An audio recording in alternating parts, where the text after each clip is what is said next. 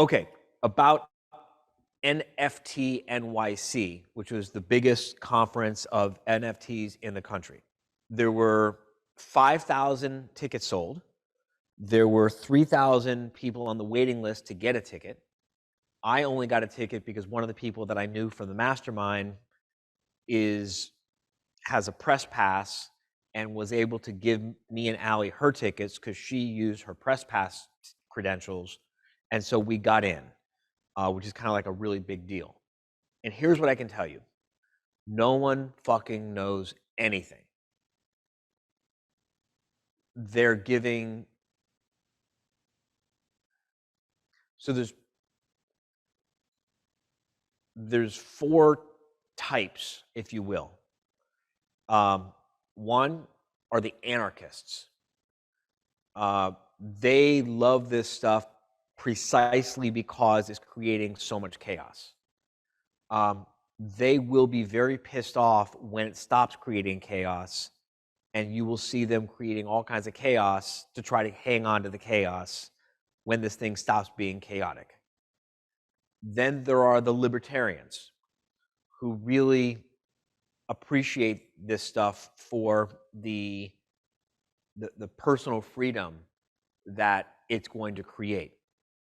Then there are the currency traders and the speculators. I kind of put them together, and they don't give a shit about any of this. They're just like day traders. They're just day trading currency and day trading NFTs. And when that stops being a crazy chaotic market, they'll go do something else. And then there are the people who come from, let's call it the establishment. Who's worked at a big firm? In like every big firm, there's that guy, that weirdo who kind of like talks about stuff that no one else in the firm understands. Those guys from those big firms are all over this. Weil Gottshaw was there. Latham Watkins was there. There were some big name firms there on stage talking about what they're doing. They're creating entire departments around this stuff. This is a big deal. I met a couple of Morgan Stanley guys who quit working for Morgan Stanley to create a hedge fund. They're raising a hedge fund to invest in NFTs. There's some insane money coming into this thing. And it's going to reach a level of adoption much faster than the internet. So be aware. Also be aware there is a massive bubble being formed right now, and it is going to pop, and it's going to be bad. So don't get into it as a speculator. Don't get into it because, I'm going to buy it low and sell it high. Don't think of it like that. I'm going to teach you some basic concepts, which some of you, like Tom, probably, this will be you probably know all this stuff already. I apologize. Okay, well, you might know some of it. I'm just going to teach you some basic concepts and terms. Kristen, you had a question, though? Or Megan? Hang on. She needs a mic. Thank you. Thanks, Julie. So the distinction between crypto and NFTs. I'm going to explain the whole thing. Yeah, no, I understand. I understand the distinction. But when you say the big banks are coming in, the big firms are coming in, are they coming in for NFTs too? Yes. Wow. Specifically for NFTs. Okay. More than for crypto. Because crypto has taken a long time. NFTs are much more relevant for your businesses than is cryptocurrency, in my opinion. NFTs are going to change family law. It's going to change estate planning. It's going to change real estate law. It's going to change intellectual property law. It's going to change a lot. All right, so let me give you the lesson.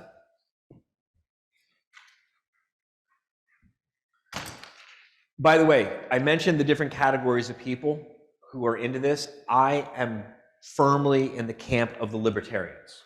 I really love what I think this is going to do for human freedom and humanity. I'm inspired by the potential this has to really, truly make the world a much better, safer, more inclusive place. There are currently, I get the numbers wrong, something like 4 or 5 billion people on the planet. Only about 1.5 billion of the 4 or 5 billion people on the planet have access to banking. Do you guys understand that you are in the minority?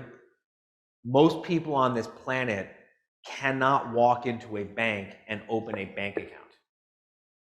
They don't have a bank account. They can't get a bank account. There's a huge population, even here in the United States, who don't have a bank account.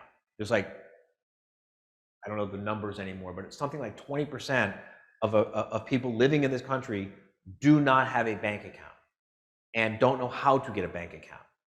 And to the extent you're rolling your eyes like, oh my God, think about all the different parts of life that you didn't even know existed until you joined this community. You know, think about how many times you walked through an airport and didn't even know there was an airport club, which is a completely different way to experience the airport, right? Now think about you're sitting in first class on your commercial plane thinking you're hot shit because now you're master of the universe and you know everything. And meanwhile, you're rolling past those little buildings and you don't even realize that there's a private jet port, which is completely different, right? And they're looking at you like you primitive, right? It's important that we come at this with a sense of humility and a sense of respect, that there's people who don't know what they don't know that they don't know. And what's worse, there's a lot of people who do know that they don't have access to what they know about, right? The people who don't have access to bank accounts, it's not that they don't know that their life would be better if they had access to a bank account. They can't get access to a bank account because they don't know how to open a bank account. They don't know where to go to get a bank account. I digress. Let's start off with money.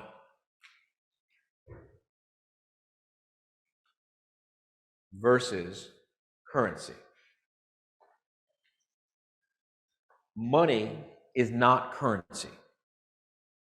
Money is something that has value because it is a unit of exchange, and things that make money better money, because there's good money and there's less good money. When you're evaluating what the best money is, you want it to be obviously something that's widely distributed, widely accepted. You also want it to be something that stores value. Yes? Imagine having money that erodes. Imagine having money in the form of crops. And now, you know, bugs come and eat all the crops, and there goes all your money. Imagine storing your wealth in a form of money that corrodes. Imagine storing your wealth in a form of money that erodes. Y'all get what I'm saying here? So when you're looking at a form of money, you want something that doesn't corrode, that doesn't erode, that doesn't get eaten, that doesn't rot, you don't need to spend a lot of money to maintain it, right? Imagine your money is cattle, and all of your wealth and all of your family's wealth is tied up in your cattle. But you have to feed the cattle, and you have to graze the cattle, and you have to take care of the cattle. Imagine paying money to maintain your money. That would not be a very good form of money. You follow what I'm saying? You also, when you're evaluating different forms of money, you want something ideally that has a limited supply, right? And you want something that's hard to get. Because if it's too easy to get, then when the value of the money gets too high, people will be incentivized to produce a lot more of it, and then the value will crash. Make sense?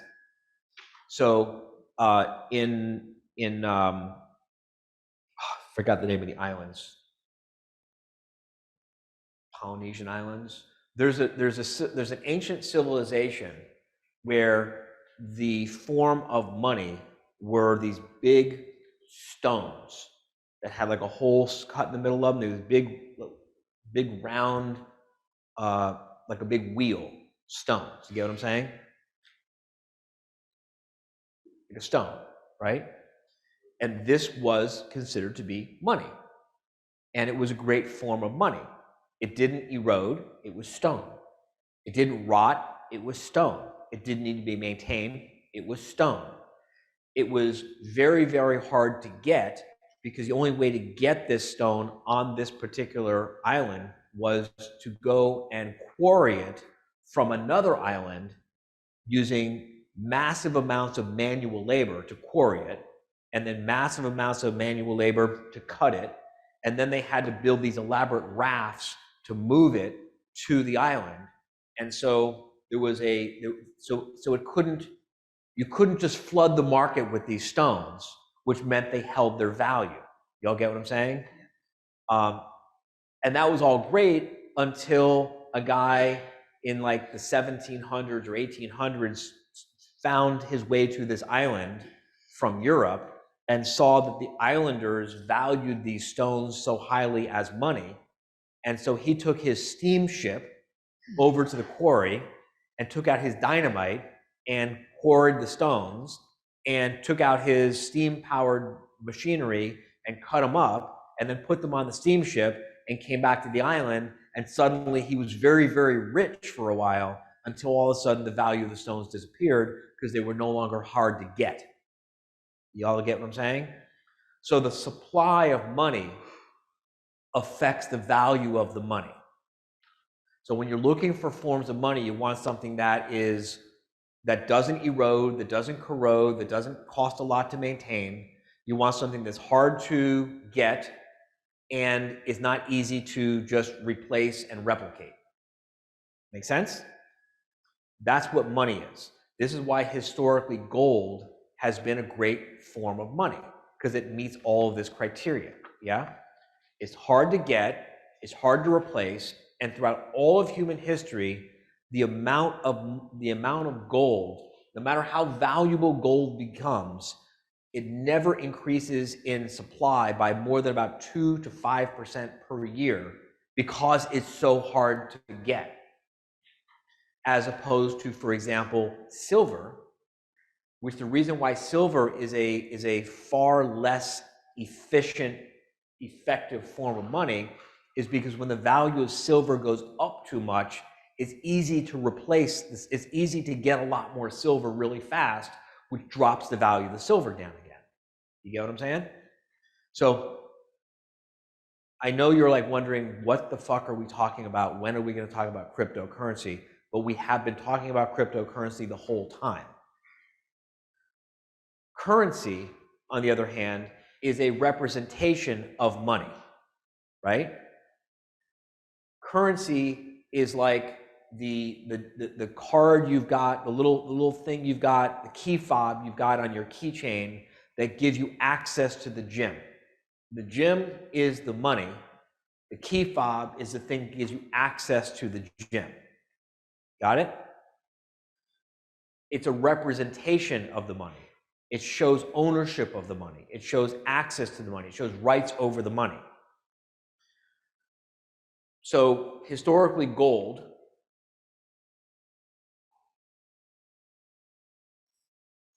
was the money. And because it's hard to move gold, banks would hold the gold and they would issue currency as basically a representation of the gold. This piece of paper entitles you to this much gold being held in the vault of the bank. Make sense? Now, it wasn't long before governments and banks in the like 1200s and 1300s began to figure out, this is interesting. We've got this one block of gold, and there's this one piece of paper floating around saying that it entitles you to this gold. I wonder if anyone would notice if we just like made a second piece of paper, and now there's two pieces of paper floating around saying that you're entitled, each of them, to the same piece of gold. This is called currency devaluation. You devalue the currency by making it representative, or you devalue the money, I should say. You devalue the money by printing more currency to represent it. Just like the gym. The gym can only handle 100 people working out at a time, and yet they sold 100 memberships. And then they realized, most of these people don't show up at the same time on the same day. We could sell more memberships to the same space and increase our profits, right? Now imagine what would happen if everyone holding a key fob showed up to the gym to work out on the same day at the same time.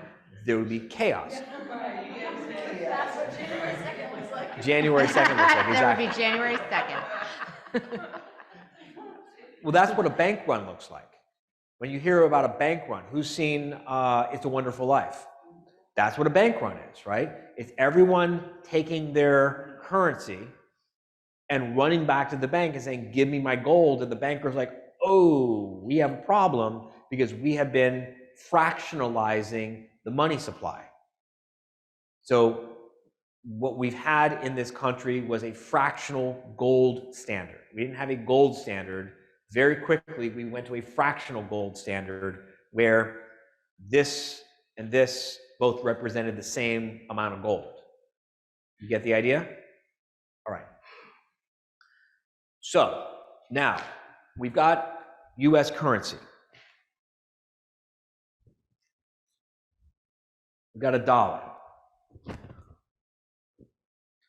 Who would accept this dollar for some product or some service? You all would, right? You understand that in 1971, the United States officially admitted this whole scheme and went off the gold standard. In 1971, the United States government officially said, there's no more gold. This is no longer backed by gold from 1971. Up until 1971, they pretended like it was backed by gold. 1971, they finally fessed up and said, nah, it's not really backed by gold. This is backed by the full faith and credit of the United States. That's what this is backed by, right? So why would you accept this as payment for your services? There's only one reason you would accept this as payment for your services. No, you would accept this as payment for your services because you feel like you've got a use for it. Because someone else will accept it for payment for their goods or services, right? So I'll accept this as payment because I know Larry will accept this for payment. So when I need to get tax strategy or I need to get tax or accounting advice, I can pay Larry with this piece of paper that Dustin gave me. So I'll give Dustin my products and give Dustin my services in exchange for this piece of paper because I know that Larry will accept it as payment. And Larry will accept it as payment because Larry knows that Kristen will accept it for payment. And Kristen will accept it for payment because Kristen knows that Marcus will come and rewire her office because he'll accept it as payment. And Marcus will accept it as payment because Marcus knows that someone else will accept it for something else. That's really the only value this has, right? How many of you would accept a Mexican peso as payment? Why not?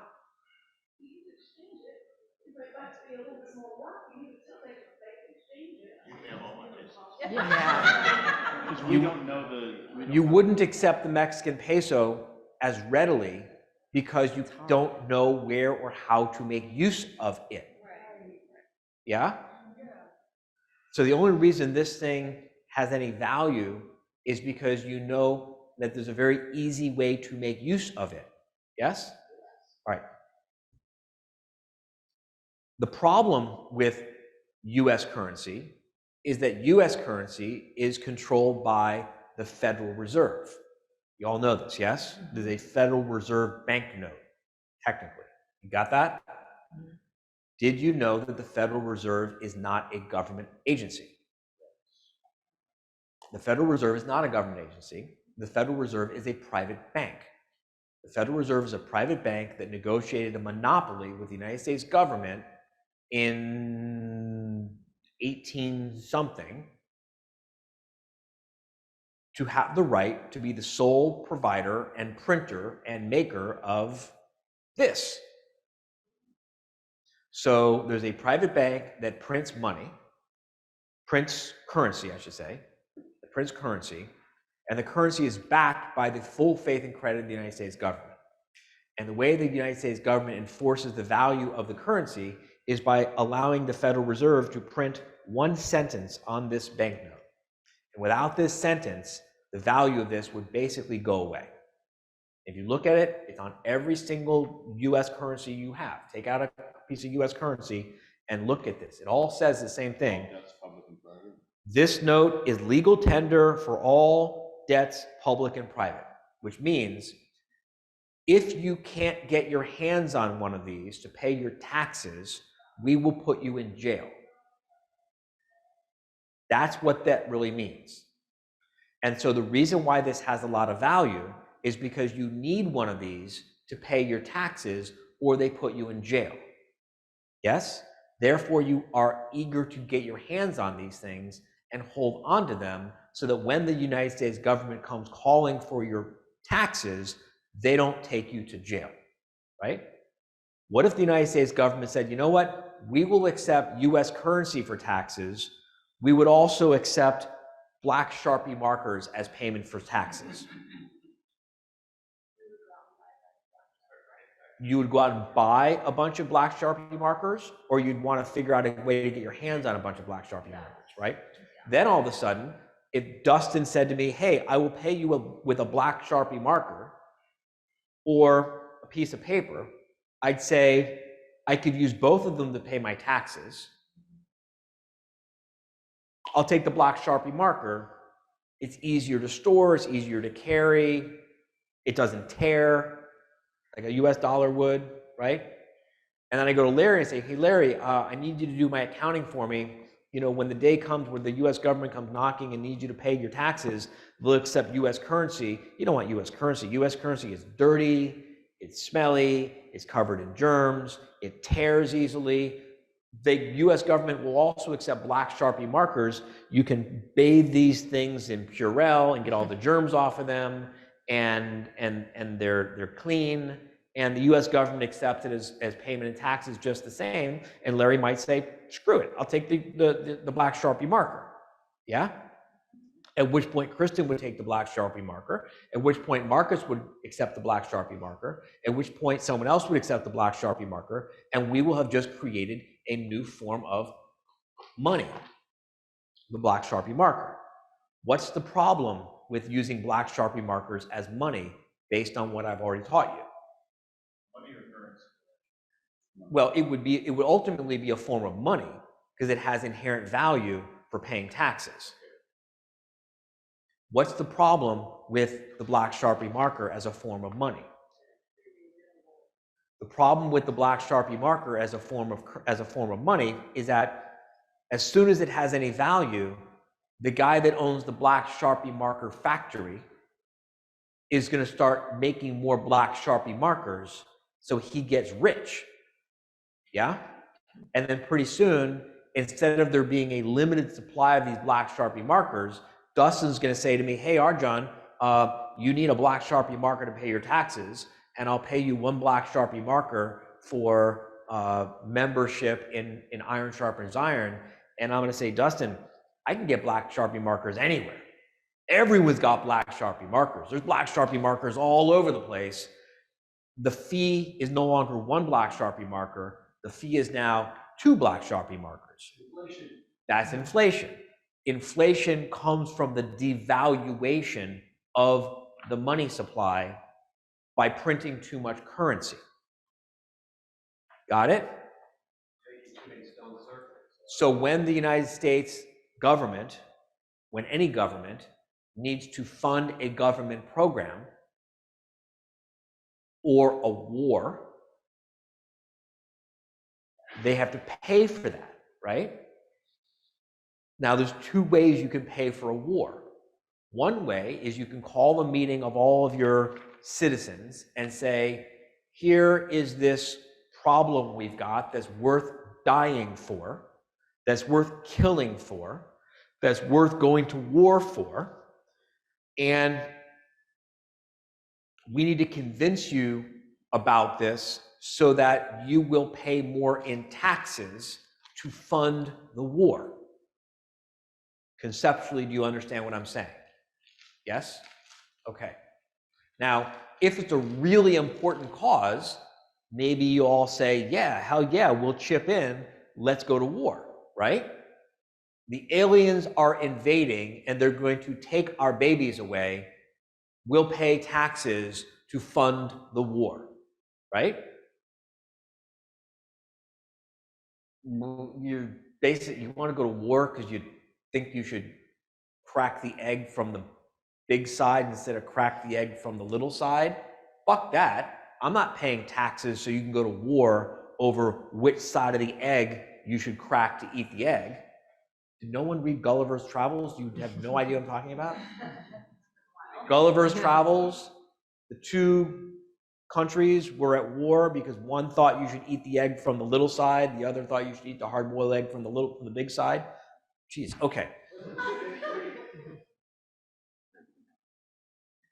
The point is, the government that wants to fight and keep fighting and keep fighting and keep fighting the war for strictly political reasons that really has no day-to-day impact on the rest of us, they have to raise your taxes. Or what else could they do to pay for the war machine? Print money. They could print more money. They could print more currency. And that is exactly what governments do. Governments print currency to fund things the government wants to do where they know that they'll never be able to convince us to pay for it with taxes. So they tax us unwittingly by devaluing our currency, by debasing our money supply. Back when governments used to mint coins, the coin had a certain amount of gold or a certain amount of silver. And pretty soon the government realized, this is interesting. We can decrease the amount of silver in the same coin and increase the amount of currency in circulation and use the debased currency to fight our wars and to pay our civil servants and whatnot. Do you understand how money and currency works? Yes? All right. Now we're going to take a little detour into the blockchain, but we're going to come back to this. Don't let this go too far from mind. Thank you. All right. The blockchain is actually very, very simple to understand, but until and unless you understand it, none of the rest of it's going to make any sense.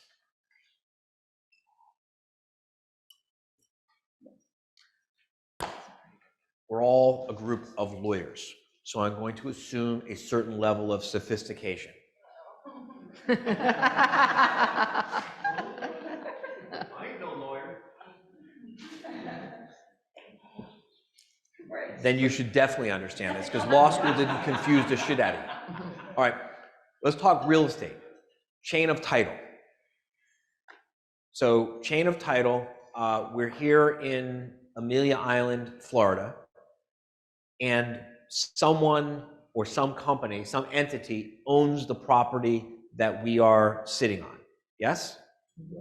And we know who owns the property we're sitting on because we can go down to the real property recorder's office and we can see the folio number for this property recorded that XYZ Corporation owns folio 123, which describes this property. Yes?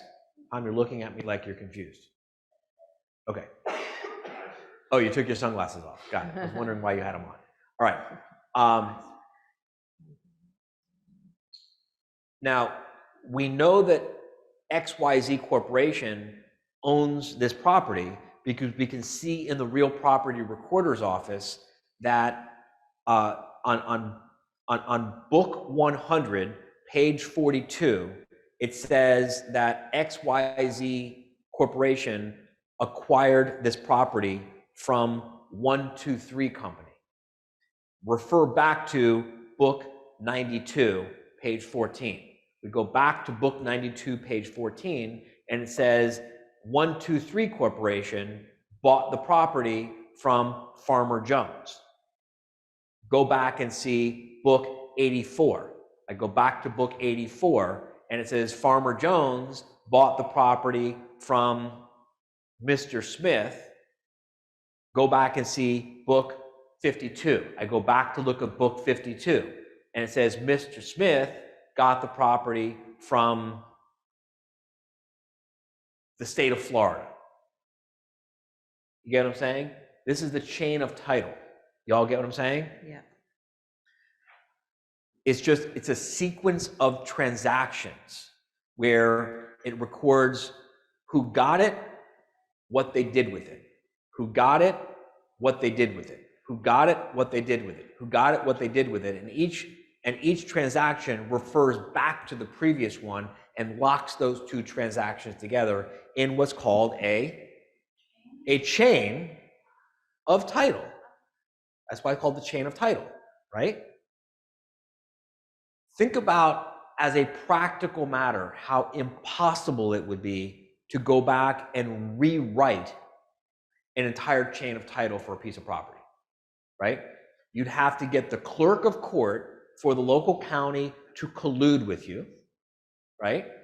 And then you'd have to go back and you'd have to recreate hundreds and hundreds and hundreds of years worth of records, because if there's one single break in that chain of title, you're gonna figure out there's a problem here, and you're not gonna accept the current state of title.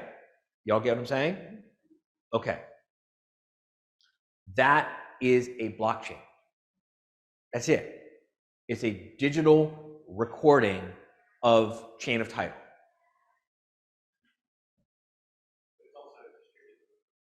I'm going to get to that in a minute. It's a blockchain. It's just a chain of title. There's this much money. This money belongs to Dustin. Dustin has $100,000 in the record. Yes?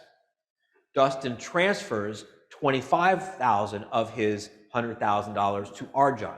How much does Dustin have left? $75,000. How much does Arjan have? $25,000. Arjan transfers $10,000 to Larry. All together with me. Arjan transfers $10,000 to Larry. How much does Dustin have? $75,000. How much did Dustin give to Arjan? $25,000. How much did Arjan give to Larry? $10,000. So how much does Larry have? $10,000. How much does Arjan have? $15,000.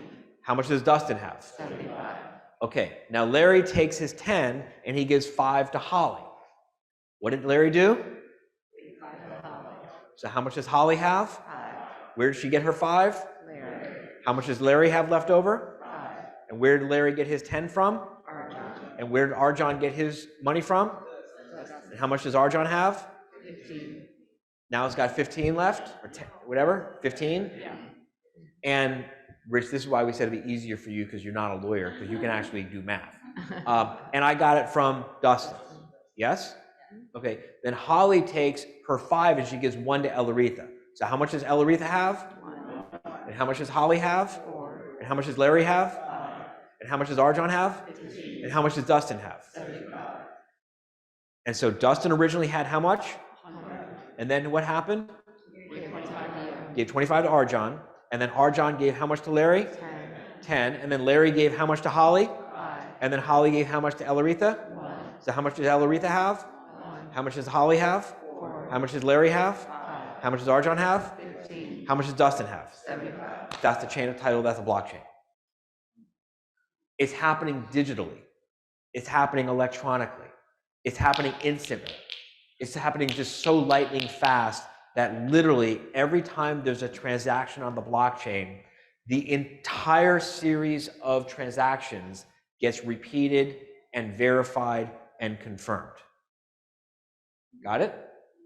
Now here's the thing that's really cool for libertarian purposes, if you give a shit about human rights and all that kind of good stuff, all right? If I want to record something with the real property recorder's office of my county, where do I have to go? Government. To the government, yes?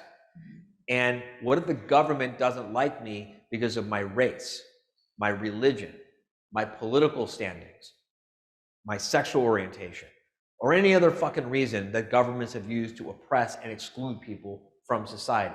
What is the county recorder's office going to say when I go down there and say, I would like to record the fact that I bought this property from Dustin?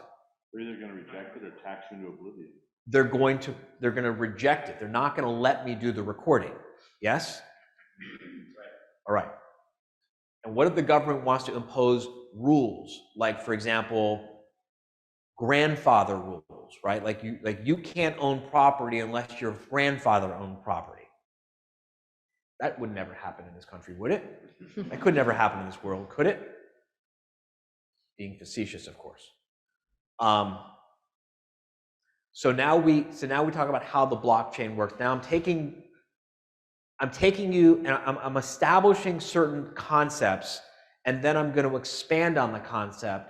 And then in the process of expanding on the concept, I might break a little bit of the old concept, but I have to get the first concept established first before I can take you to the next one. All right?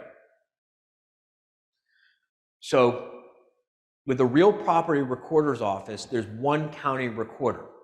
Do you trust the county recorder? Yes. Mm-hmm. Yeah. Yes, you do? What if the county recorder was a fucking racist, bigot piece of shit? Would you still trust the county recorder? No. What if the county recorder was a political operative? Would you still trust the county recorder? No. Okay. But here's the cool thing about the blockchain. It's a decentralized record. All right? So the only way to record the transaction from Dustin to Arjan is if a whole bunch of strangers agree. All right? So Dustin's got $100,000. You agree that Dustin's got $100,000? You agree? You agree? You agree? You agree? Dustin is transferring 25 to Arjan. Say it. I agree. Oh, Dustin is transferring 25 to Arjan. Dustin is transferring 25 to Arjan. Dustin is transferring 25 to Arjan. Okay, now Arjan's transferring 10 to Larry. Arjan's transferring 10 to Larry. Arjan's transferring 10 to Larry. Arjan's transferring 5 to Larry. And Larry's transferring 5 to Holly. Larry's transferring 5 to Holly. 5 to Holly. And Holly's going to transfer 1 to Elaretha. Now, hold on.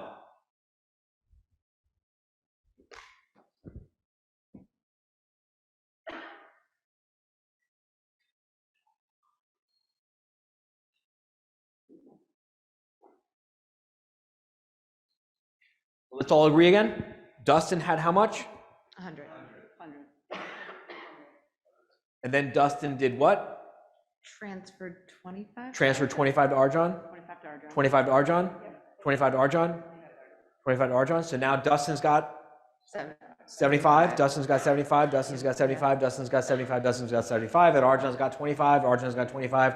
Arjan's got 25. Arjan's got 25. Arjan's got 25. You all agree? Yeah. There's consensus? Yep. Yeah. Okay, good. Now we can move on. Now Arjan's transferring 10 to Larry. 10 to Larry. 10 to Larry. 10 to Larry. 10 to Larry. Arjan therefore has how much left over? 15. 15. And Dustin's got? 75. And Larry's got? 10. 10 to Larry. 10 to Larry. 10 to Larry. Okay, and Larry transfers 5 to Holly. Yep. Larry's got how much? Larry's I'm sorry, got Holly's got how much? 5. Holly's got 5. 5 for Holly. 5 for Holly. And Larry's got how much? Larry's got 5. Larry's got 5. Larry's got 5. Larry's got 5. And Arjan's got how much? 15. Arjan's got how much? 15. 15. And Dustin's got how much? 75. 75. All right, now Holly is going to transfer 1 to Elaretha. Elaretha's got 1. Holly's got how much? 4. Holly's got 4. I've got 4. 4. Aretha does not have 1 then. Aretha has 1. Kristen, what's up? Holly's got 5. We don't have consensus. Yeah. If we don't have consensus, we can't do this transaction. There's a break in the chain. There's a break because there's got to be consensus. Listen, guys, there's got to be, there's got to, okay, jokes aside, listen, we got a lot of ground to cover. There has to be consensus, right? Everyone has to agree or else we don't do the transaction, all right? Now, here's the thing. The only thing they're agreeing on is a mathematical formula. They don't know the name, they don't know the race, they don't know the religion, they don't know the country of national origin, they don't even know the amount of money. All they're agreeing on is a mathematical formula. Do you agree on the mathematical formula, Megan? I do. You agree on the mathematical formula? Yes. You agree on the mathematical formula? You agree? You agree? Boom, transaction happens. So there's a proof, is what you're saying. There's a proof. Okay. There's a proof. There's a mathematical formula that gets proven with each transaction. And all that's happening is people are agreeing on the mathematical formula, agreeing on the mathematical formula, agreeing on the mathematical formula, agreeing on the mathematical formula. And if everyone agrees on the mathematical formula, boom, the transaction takes place. There has to be consensus. Okay? Now here's the thing. They get paid for doing the mathematical formula. People with computers that do the mathematical formula are they. Hundreds of thousands of total random strangers. This is important to understand why this is so important for human freedom. Hundreds of thousands of total strangers who don't know each other, who don't know who each other are, who don't know where each other are, who know nothing about each other, who no one can even track down and find, and they don't know who Dustin is, and they don't know who I am, and they don't know Dustin's race, and they don't know my religion, and they don't know anything about us. All they know is that Dustin's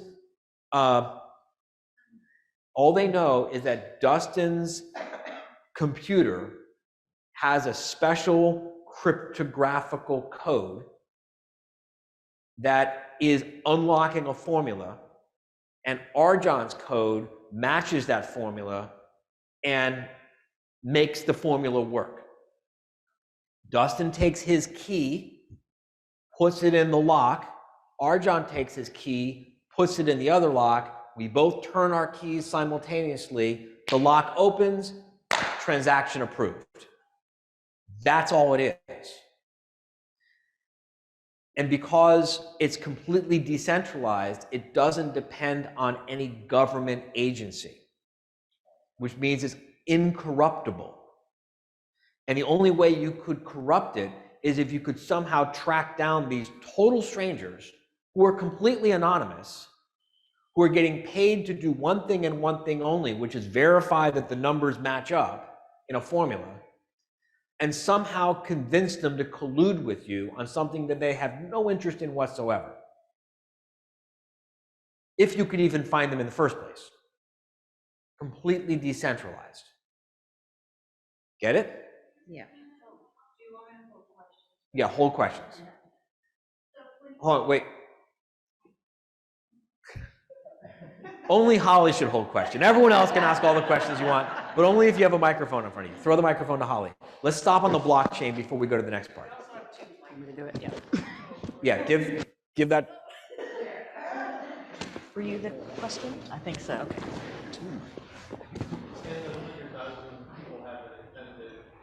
I can't hear you, but let me get to Holly first. So where does all this exist? It exists in the internet. But like in a special place in the No, internet? It's decentralized. It's.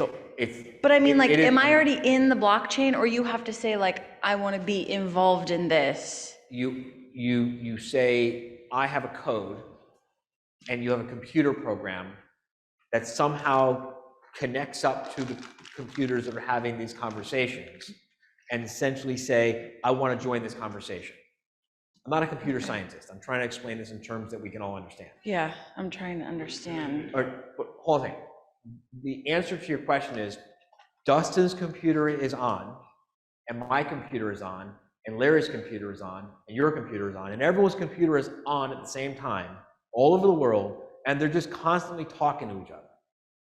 They're just constantly keeping up this conversation. They're constantly keeping up this chatter.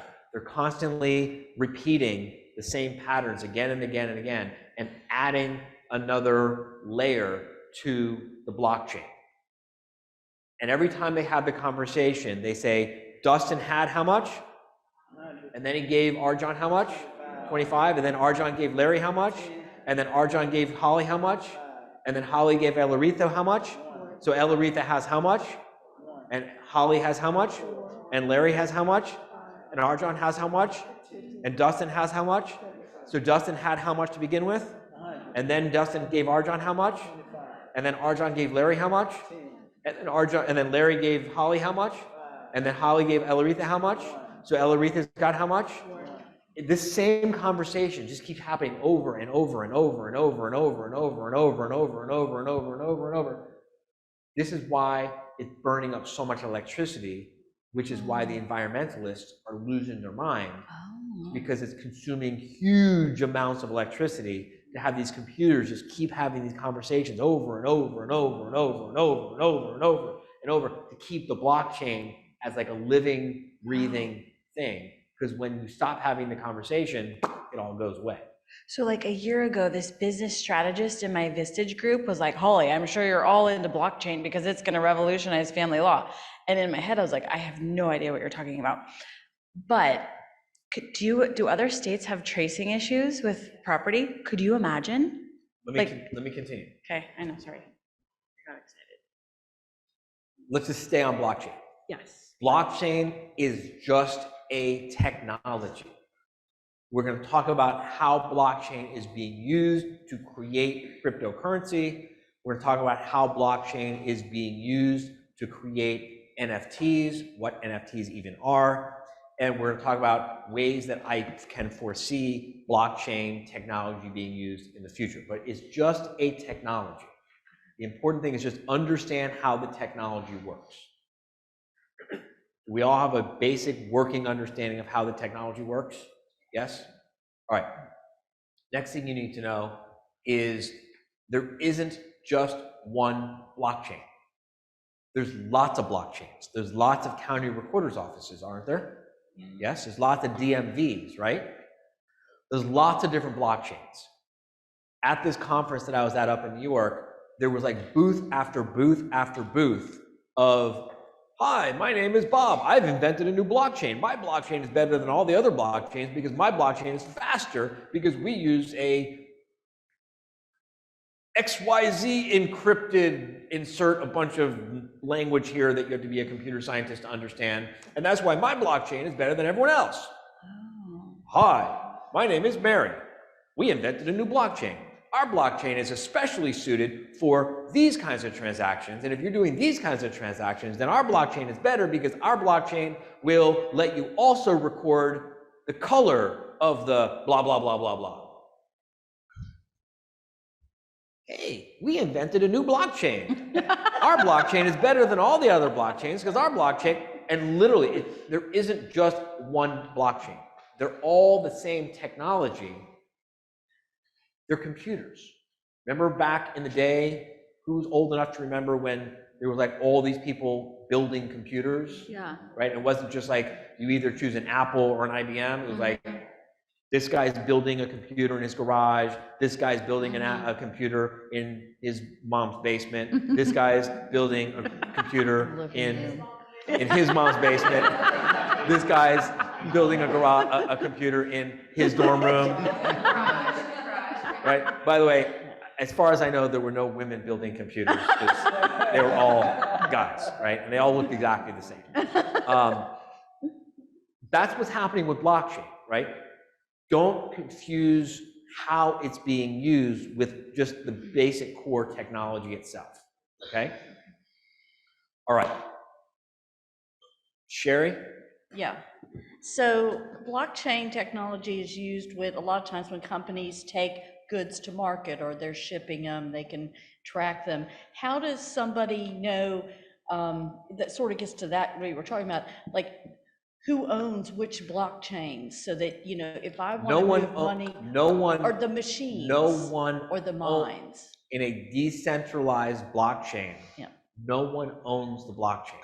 No, but somebody owns the computers that make up the blockchain. You are coming from the world of corporate centralization. Yes. This is the opposite of that. Yeah, but somebody owns a computer that's on there. This is decentralized, completely decentralized. Some guy 5,000 in his people. mom's basement in some place in the world has a computer which is on the blockchain getting paid to do calculations. Some other guy who's probably in his mom's basement with his computer has his computer verifying and confirming and reaching consensus with all the other computers that are tied to this blockchain. And all they're doing is getting paid to do the mathematical formula to verify that these keys match and to repeat and repeat and repeat and repeat and repeat and repeat and repeat the whole story. So this dude decided to join vendor one's blockchain. Yes. Along with 5,000 or 25,000 or 100,000 other people. Conceptually, the answer to that is yes. Technically, I'm sure there's probably a reason why the answer is no, but conceptually, for purposes of this conversation, the answer to that is yes. So then there's a lot of incentive to create a blockchain. Yes, there is a lot of incentive to create a blockchain, which is why there's people at all these booths of people keep inventing new blockchains. I don't want to get down the rabbit hole of blockchain, okay? You don't have to understand how blockchain technology works any better than you already do to use it, okay? You don't need to know how the anti-lock brake system on your car works in order to drive your car, do you? No, you do not. You don't need to understand how the microprocessor board of your computer works, and yet somehow you manage to use your computer every day, right? I don't presume to have any idea how the technology in this device works, and yet I couldn't live without this technology, yes? Yeah. Do not allow yourself to go down this rabbit hole, or you will go down this rabbit hole and you will get nothing useful accomplished in your progress, because we haven't even talked about the good stuff. This is just the boring stuff. I won't address that. All right, I won't say it. Okay. Look, there are probably entire trade shows dedicated to the compound that makes up the rubber in the tires in your car, right? And if you work for Goodyear or Firestone or Yokohama, you probably want to go to those conferences to talk about and debate the compound of the rubber in the tires of your car. The rest of us don't give a fuck. We just understand that there's a tire. The tire goes on a wheel. We inflate it with air. We attach it to the car. We can drive. That's all you need to understand about the tires, isn't it? Yeah? You understand basic blockchain technology now. Okay? Changing subjects, advancing the conversation. Now let's talk about what cryptocurrency is. Cryptocurrency is, and there's lots of different cryptocurrencies. There's US currency, there's the Mexican peso, there's the Argentine peso, there's the euro, there's the Japanese yen. You understand there's different currencies? There's different cryptocurrencies. But you understand that all government-issued currencies work essentially the same way, right? All cryptocurrencies work essentially the same way. Now, as soon as I say that, there will be someone who will watch this recording and they will be starting to bang out an email to me before the sentence is over about how much I don't know what I don't know, and I will refer you back to the original premise of this conversation, which is no one really knows anything. I'm trying to give you a working understanding, not a technical understanding, all right? Conceptually, this is how cryptocurrency works, right? Someone, and I'm going to talk about Bitcoin because it's just the most widely known right now. Someone, it doesn't matter who, decided, it doesn't matter why, that there would be 21 million Bitcoins. It doesn't matter why this person decided there would be only 21 million Bitcoins. They decided there would be only 21 million Bitcoin. They decided there would be only ever 21 million of these, right? And unlike these, you can't make more of them. Is that an actual number or? 21 million is the actual number. Okay. Yeah. 21 million, and it was decided that they would be broken down into 1/100ths of a Bitcoin. So 21 million times 100 is 21 billion Satoshis, thank you. Trying to protect someone's identity in here.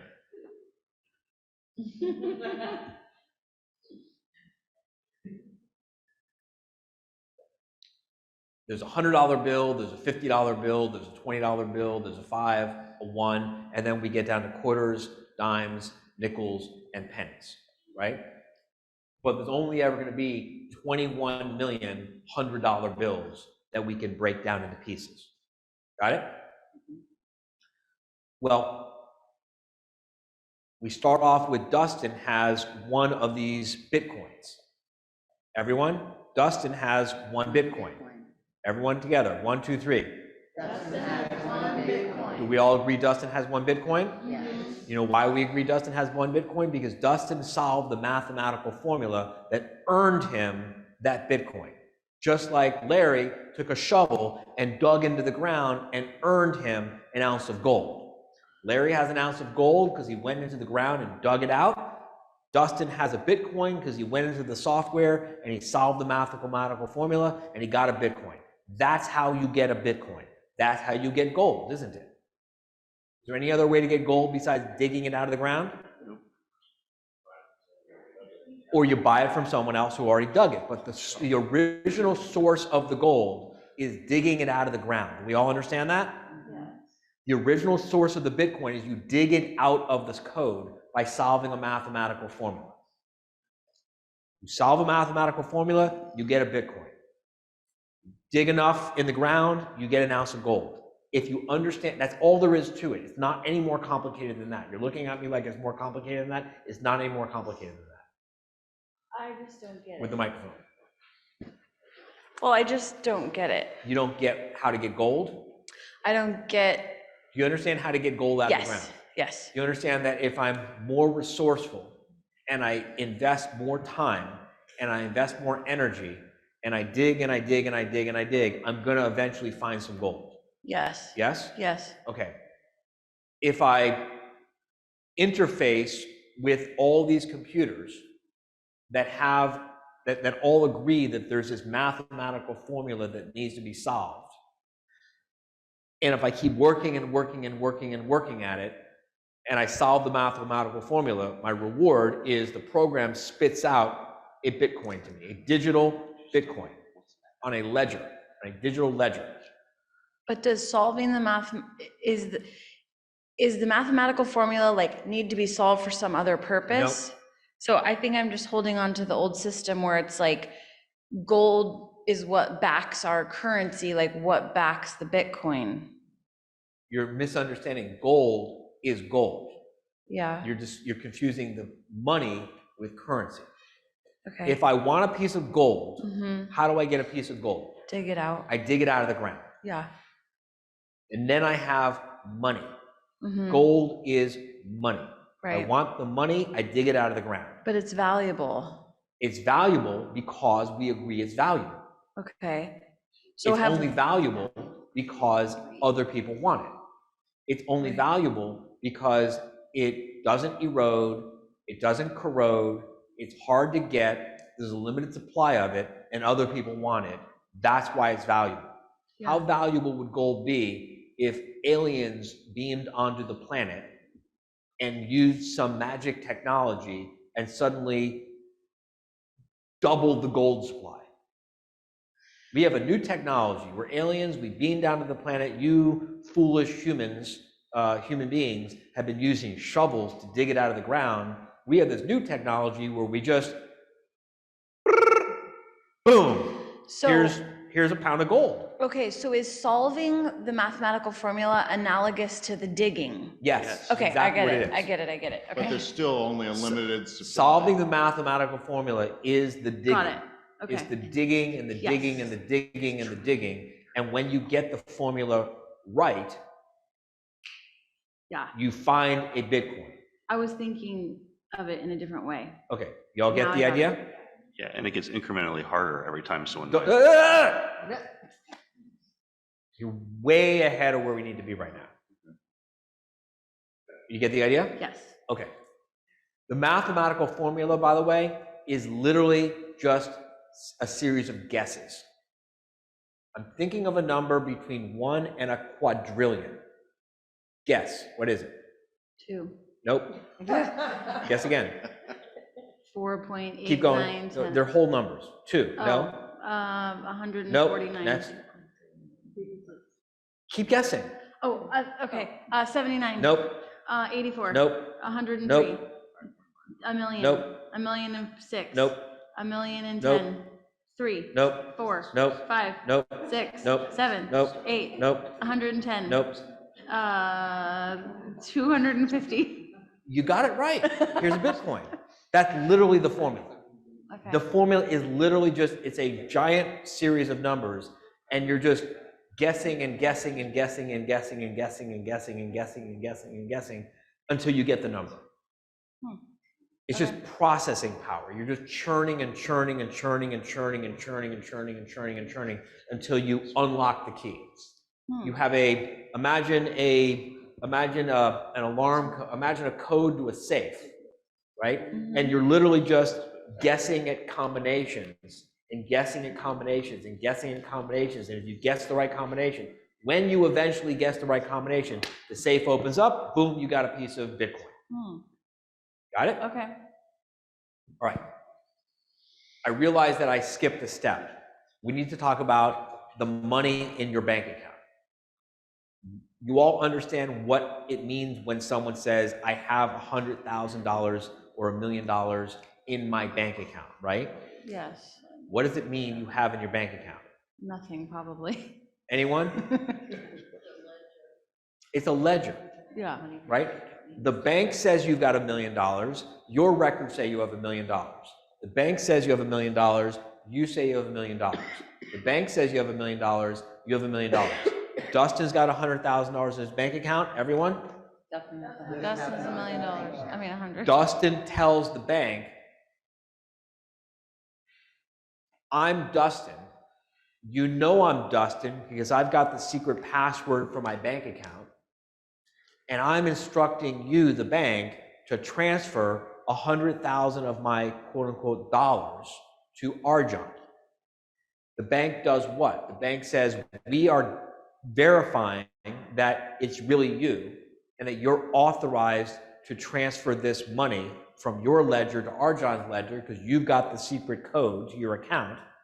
And we are now transferring $100,000 from your ledger to Arjan's ledger. And your ledger has now been adjusted, and Dustin now has how much? And Arjan now has how much? 25. And then Arjan says to the bank, hey, it's Arjan, and here's my secret code, and you can tell that it's really me, and that you can verify that I have the authority to make this transaction because I've got the secret code, and I'm telling you that I currently have $25,000 in my bank account on my ledger, and I want you to transfer 10 of it to Larry. And the bank says, boop, boop, boop, boop, boop. We confirm you're really who you say you are because you've got the secret code, and we're transferring 10 of your 25 to Larry, which leaves you with 15 and gives Larry 10. And then Larry identifies himself with his secret code, and the bank changes the ledger from Larry to Holly, from Holly to Elaretha. And the bank is managing the entire ledger. And to the extent you trust the bank, you have no problem, do you? Unless, of course, you don't really trust the bank, in which case you don't feel completely comfortable with this whole arrangement, right? And like maybe you don't trust the bank because, I don't know, the bank is controlled by a government that is looking to oppress you because of your race, because of your religion, because of your political beliefs. Maybe you don't trust the bank because the bank is controlled by the government, which is trying to manipulate the people and prevent the people from leaving the country so that the government can continue to hold its citizens hostage. Does anyone know the last time that happened? Can anyone tell me the last time that happened, what I just described?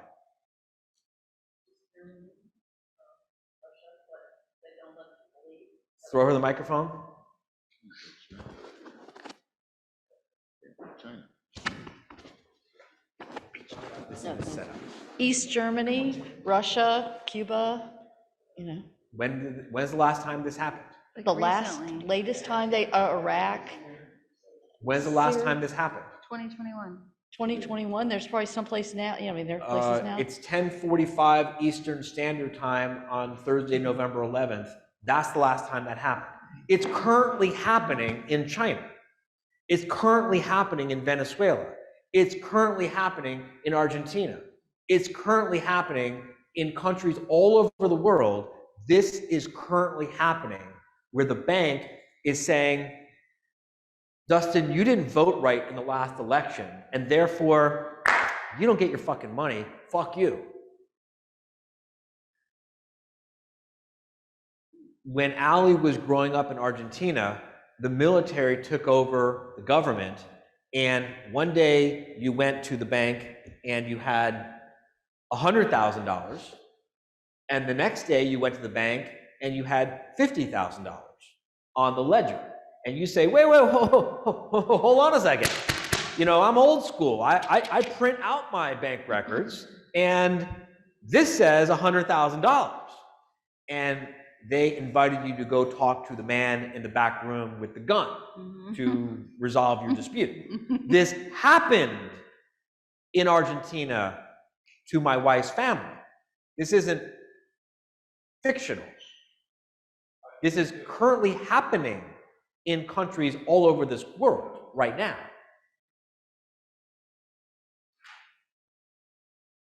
So, to the extent you're not so comfortable with a centralized banking system, you begin to appreciate the value of having a decentralized ledger system for managing your wealth and managing your money, where it's a whole bunch of random strangers who don't know each other and don't know you and don't know anything about you and are not passing judgment on your values, your worthiness, your political standing, your race, your religion, your political beliefs, your patronage to the government. They're just getting paid a couple of pennies to verify that your secret code, that your key matches the other key, and boom, we advance the transaction into the blockchain and add to the blockchain.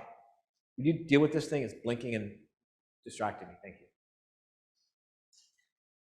You starting to see the benefits of blockchain technology now? Yes? Okay, so cryptocurrency is just someone decided that there's going to be 21 million Bitcoins. And someone decided that the way that a person mines the Bitcoin out of the ground is by guessing the right number in a quad something formula that takes a long time to just guess and guess and guess and guess. You get it? And because the rules of the game are that there will never, ever, ever, under any circumstances, ever be more than 21 million Bitcoins, and Kristen and Megan said there's 21 million Bitcoins, and Kristen said there's 21 million, and there's consensus every time there's a new addition made to the ledger, every time the blockchain gets repeated, everyone's agreeing and agreeing and agreeing and agreeing and agreeing and agreeing and agreeing on how many Bitcoins there are in circulation and who unlocked them and when they unlocked them and where they all are. And everything about this is constantly being repeated and agreed upon by everyone who's in the consensus circle. Y'all get the concept here? Yes? So now, when Dustin, who is a political dissident in Uganda, wants to pay Arjan, who is a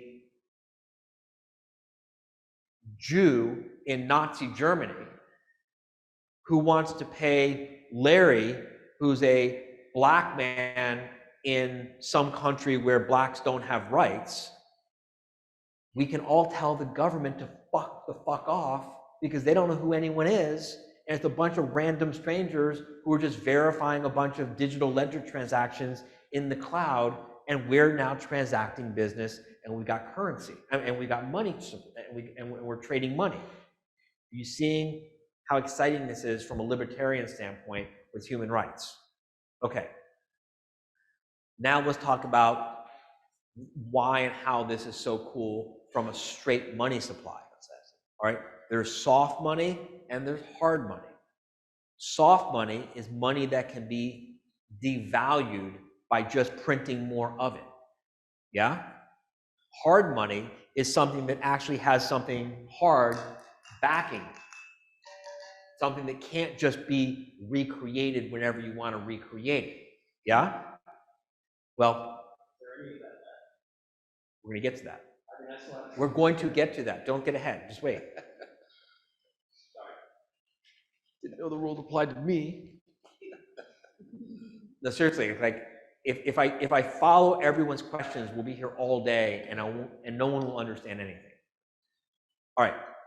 So the really cool thing about cryptocurrency, and Bitcoin in particular, is it is the ultimate hard currency, because there will never, ever, ever be more than 21 million Bitcoins mined out of the earth. Yeah? Which means it never can be devalued by just printing more of it. Pretty cool, right? Okay. Now, let's stop for a minute and just talk about cryptocurrency. We've talked about blockchain. Now we talk about cryptocurrency. Who's got cryptocurrency questions? Throw the microphone to Tom, please.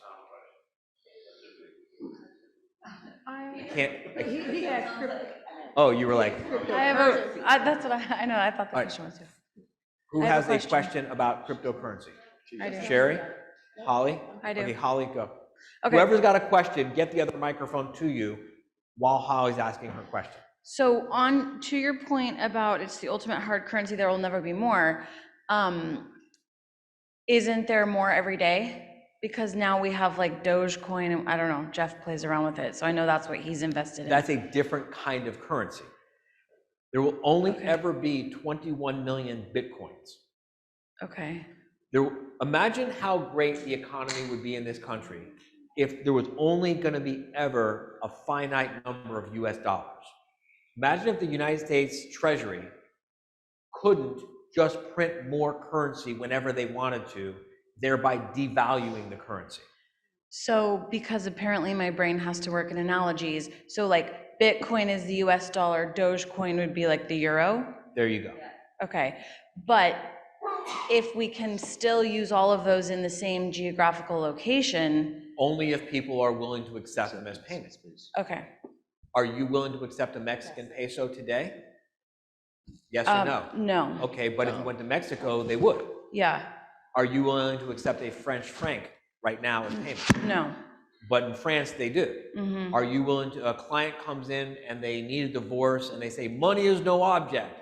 I'm rich, but I'm going to pay you in Japanese yen. Mm-hmm. What are you going to say? No. Why not? I would. Because I prefer US currency. Yeah. I'm going to pay you in black Sharpie markers. Will you take that? Well, only if the tax people will still take this. Only if you can pay your taxes. with it, Yes. Right? Some people will accept Bitcoin and they won't accept Dogecoin. Some people will accept Dogecoin and they won't accept Ethereum. Some people will accept Ethereum and Bitcoin, but they won't accept the Shiba. Some people will, Okay. it's just, whatever currency you want. I mean, there's probably someone in this room who could give us a whole lesson on cryptocurrency trading if that person wanted to. I don't agree with that analogy. Bitcoin is gold. I mean, that's the only way to equate it. And Dogecoin is truly like the US dollar, because Dogecoin is a failing crypto. It's still out there, but it's a long story. But Dogecoin, they can just make more and more and more and more of. Okay, I don't know enough about, see where I said that no one knows Okay, everything? yeah. I didn't know that Dogecoin did not have a finite number of them. That's why it didn't hit $1. That's why it went down. Okay, the point Right. is, there's different kinds of cryptocurrency. Some have more value, and Tom, I think actually it's a perfect analogy, because, you know, the US dollar, as shitty as it is as a form of money, it's a hell of a lot better than the Venezuelan peso, right? Some cryptocurrencies are stronger than others. Right.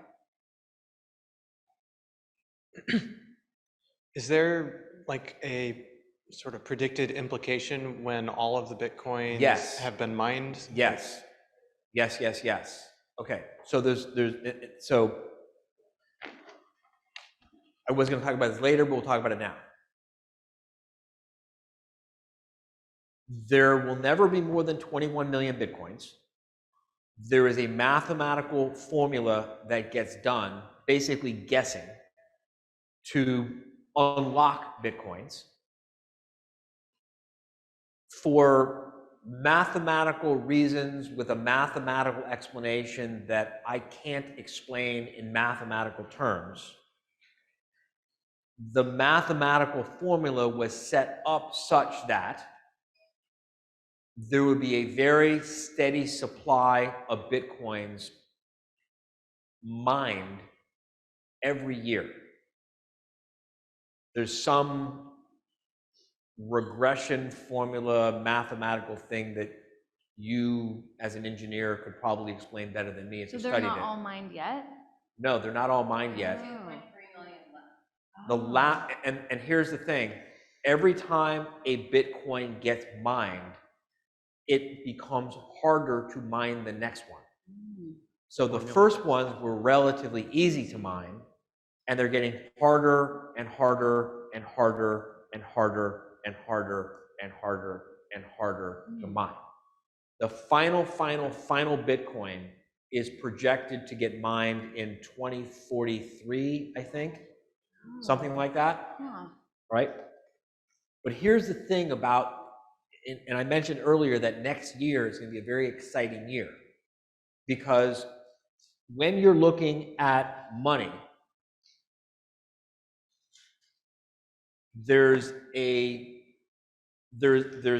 ratio of supply and new money being created, right?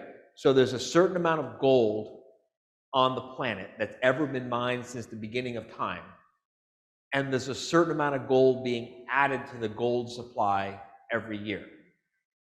Got it? And it's precisely because there's so little extra gold being mined every year that makes gold hold its value, right? Yeah. There's something that I can't explain right now in technical terms, but the upshot of it is that in 2022, the end of 2022, this point will be reached where the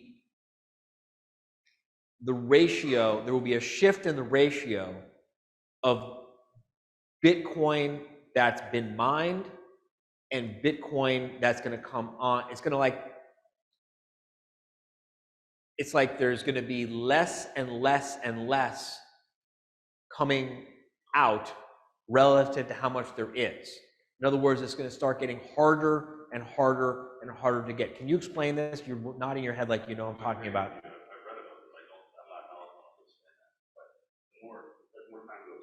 Hang on. Hold on. Wait.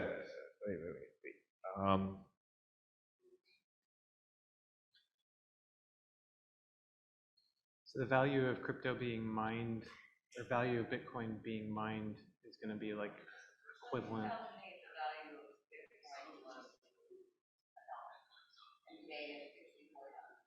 Yeah.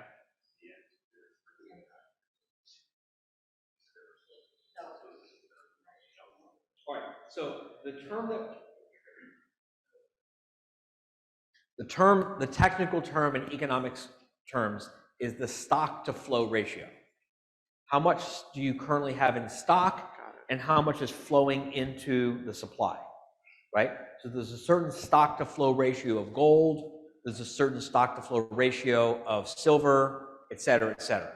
And the lower the stock to flow ratio is, the harder the currency is, the harder the money is. You get what I'm saying? Or it might be exactly the opposite, it might be the higher the ratio, but just, you got the concept? Getting closer to the point where no more money is being printed. So just listen to this. This creates a new type of asset, well suited for planktons. There is no technical possibility for increasing the supply to match the increased demand. Should more people demand to hold Bitcoin, the only way to meet the demand is through appreciation of the existing supply.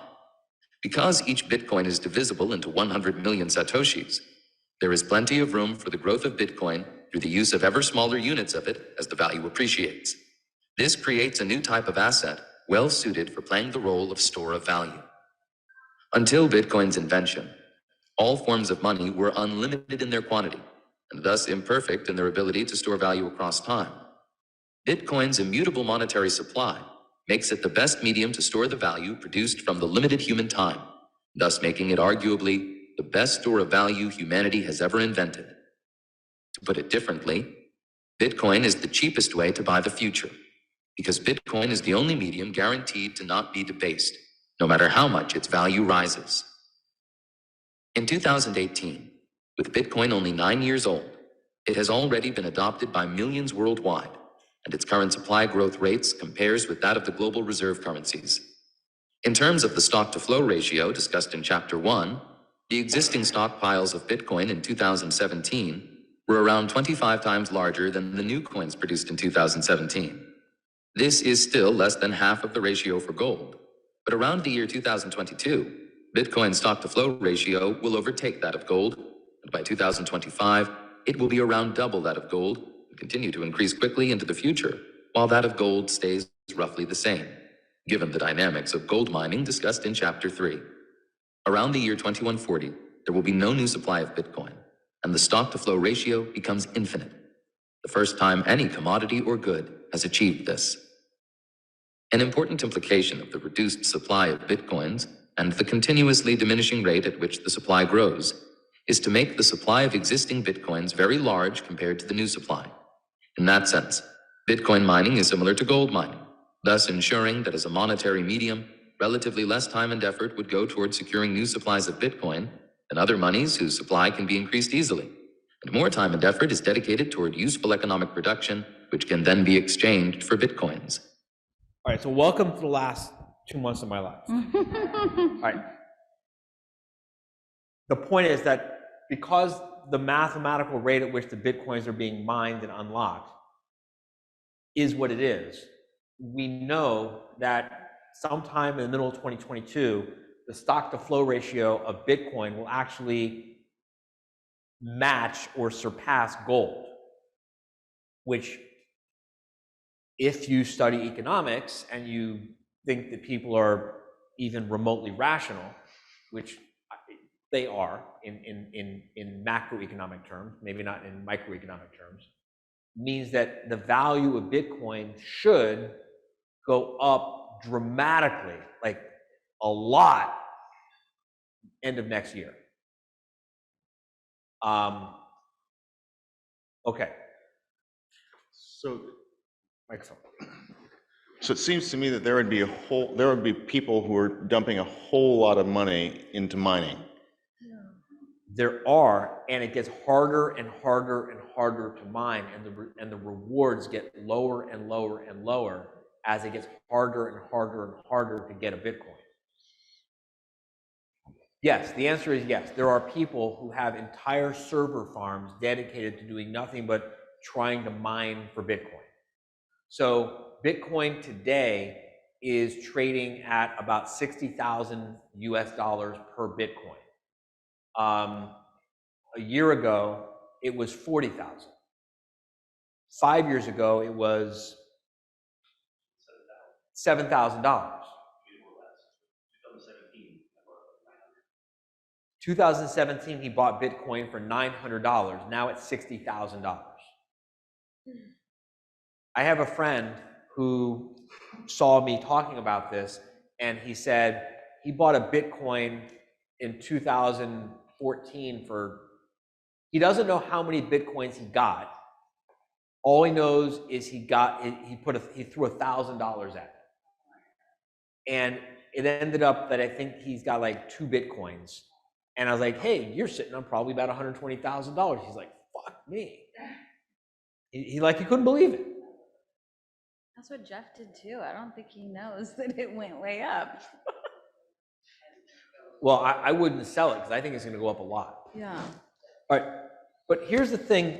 Now we're drifting into currency trading, which is what I'm trying to keep you away from.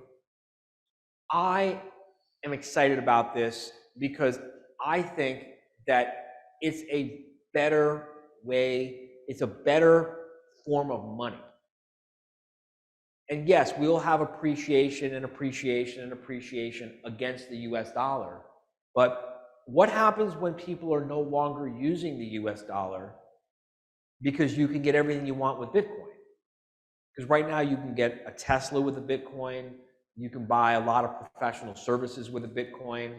Come January, you can pay me with Bitcoin. I got to work out some accounting and tax issues. I mean, at some point, the world is going to reach a point where you're no longer asking. I mean, none of you asked me when I said, can I pay you with the US dollar? None of you said, well, how's the dollar trading against the yen? And then I'll decide, right? You evaluate the utility of having a US dollar based on what you can do with the US dollar. We're not there yet, but we will eventually, I believe, be at a point where you evaluate the utility of having a Bitcoin or a fraction of a Bitcoin purely based on the utility of what you can do with it. And then you start having an economy based on a different kind of money, yes. So then the implication for the US dollar is not good. The implication for the US dollar is terrible, which is precisely why governments around the world are doing everything they can to shut this down and have been for years. Because Dilutes their power. the US dollar will not be in as much demand when Bitcoin or something like that becomes the new standard, right? And how is the US government supposed to tax it That's what I was going to ask. when you have no idea who's doing what or where it's coming from? Yeah. Throw the microphone to Tom, whoever's Dan, which is precisely why the infrastructure bill that just passed, I think, the Senate is 2,700 pages long, and there's 8 sentences in the US infrastructure bill which has imposed, you know that right now, if you receive more than 10,000 US dollars in cash, you are required to report that, or you're subject to a felony. You know that? Yeah. If this infrastructure bill passes, which I think it will, like in the next couple of weeks, you will be subject to a $25,000 up to a minimum, either a minimum or up to, but a $25,000 fine, and a felony if you don't report the receipt of $10,000 worth of cryptocurrency or NFTs. And we haven't even talked about NFTs yet. And once you understand what an NFT is, you'll understand just how scared the government is about the fact that they're going to lose control of the economy. How could they audit that? Yeah. That's the problem. So Lifestyle. Larry went to Cuba with us when we went to Cuba back in 2016. And here's the interesting thing about oppressive governments. In Cuba, so in this country, this is like something that's so hard to wrap your head around if you grew up in this country. Who grew up here? Anyone not grow up here? Grew up somewhere else? Yeah, this is something that's so hard to wrap your head around. In this country, you are allowed to do anything you want to do unless there's a specific law that says you can't, right? You can do anything you want in your business unless there's a specific law that says you can't do it. Y'all understand the concept? Yes, yes, yes? All right. In Cuba, it works the other way around. In Cuba, if you run a business, a restaurant, for example, you're only allowed to do what the law specifically authorizes you to do. And if you do something that is not specifically authorized, boom, you're in violation of the law. You could be fined, you could be penalized, you could be put in jail. Got it? So show me in the law where it says you're allowed to clean up the baby vomit when the baby vomits on the floor. Well, there isn't one, is there? And you cleaned up that baby vomit. Therefore, you are in violation of the law, which means the government can now fine you, penalize you, put you in jail. This is how communist and socialist and oppressive regimes work. They create laws and rules and regulations that are impossible to comply with so that everyone is always subject to penalty and enforcement.